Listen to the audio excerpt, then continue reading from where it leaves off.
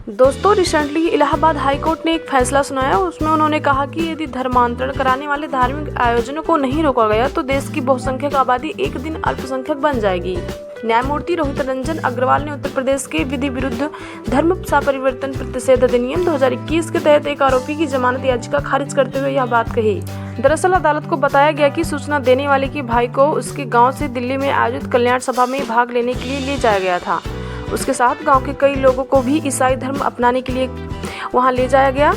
इस संदर्भ में न्यायालय ने कहा कि यदि इस तरह प्रथा जारी रही तो बहुसंख्यक आबादी एक दिन अल्पसंख्यक बन जाएगी। जज रोहित रंजन अग्रवाल ने कहा कि यदि इस प्रक्रिया को जारी रखने दिया जाए तो इस देश की बहुसंख्यक आबादी एक दिन अल्पसंख्यक हो जाएगी। ऐसे धार्मिक आयोजनों को तुरंत रोका जाना चाहिए जहां धर्मांतरण हो रहा हो और भारत के नागरिकों का धर्म परिवर्तन हो रहा हो। हाईकोर्ट ने यह भी कहा कि भारत के संविधान का अनुच्छेद 25 अंतरात्मा की स्वतंत्रता और धर्म के आबाद रूप से मान्य आचरण प्रचार की आज़ादी देता है, लेकिन एक धर्म से दूसरे धर्म में धर्मांतरण का प्रावधान नहीं करता। उन्होंने कहा कि इसमें प्रचार शब्द का अर्थ बढ़ावा देना है, लेकिन इसका अर्थ किसी व्यक्ति को उसके धर्म से दूसरे धर्म में परिवर्तन करना नहीं है। हाईकोर्ट के जज ने आगे कहा कि आर्थिक रूप से गरीब व्यक्तियों सहित अनुसूचित जाति, अनुसूचित जनजातियों और अन्य जातियों के लोगों का ईसाई धर्म में धर्मांतरण करने की गैर कानूनी गतिविधि पूरे उत्तर प्रदेश में बड़े पैमाने पर की जा रही है। इस प्रकार अदालत ने आरोपी को जमानत देने से इनकार कर दिया।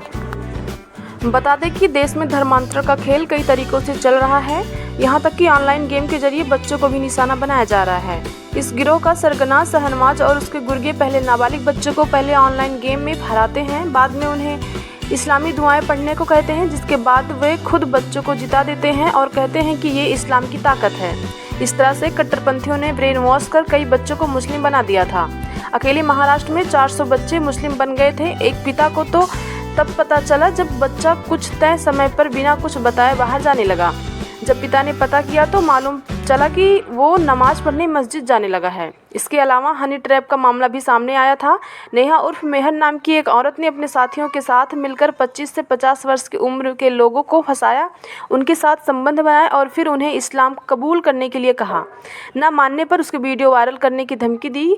ये महिला मुंबई से गिरफ्तार हुई थी। लव जिहाद का मामला तो सबको पता होगा कि नाम छिपाकर मित्रता करना, फिर प्रेम जाल में फंसाकर शादी करना और फिर शादी के बाद अपना असली रूप दिखाते हुए लड़की को धर्मांतरण करने के लिए मजबूर करना, ना मानने पर उसका कत्ल कर देना या उससे प्रताड़ित करना। ऐसे काफी केस भारत में सामने आ चुके हैं। इसमें पीड़िताएं हिंदू, सिख और ईसाई समुदाय की ही पाई गई हैं। इसके अलावा लालच देकर, डरा धमकाकर, ब्रेन वॉश करके कई तरीकों से लोगों का धर्मांतरण किया जा रहा है, जो देश के लिए एक बड़ी समस्या है। क्योंकि मध्य प्रदेश के जबलपुर से कई ऐसे आतंकी भी पकड़ाए गए हैं जो पहले हिंदू हुआ करते थे। उनका ब्रेन वॉश कर उनको पहले मुस्लिम बनाया गया और फिर ये लोग दूसरे गैर मुस्लिमों को भी आतंक के रास्ते पर धकेलने के मिशन में जुटे हुए थे। इस तरह ये कट्टरपंथी भारत के ही लोगों को भारत के खिलाफ लड़ाने की साजिश रच रहे हैं, जिसके खिलाफ जल्द से जल्द सख्त कदम उठाने की आवश्यकता है।